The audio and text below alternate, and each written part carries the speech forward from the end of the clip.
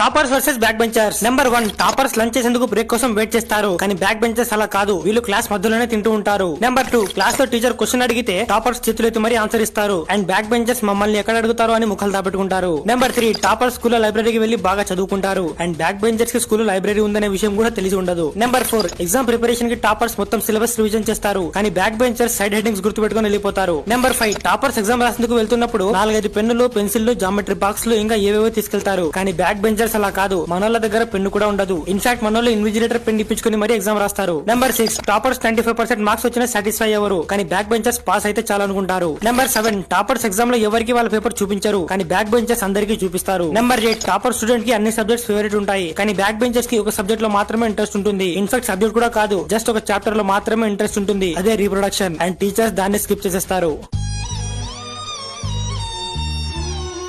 By the way friends, మీరు టాపరా back బెంచరా?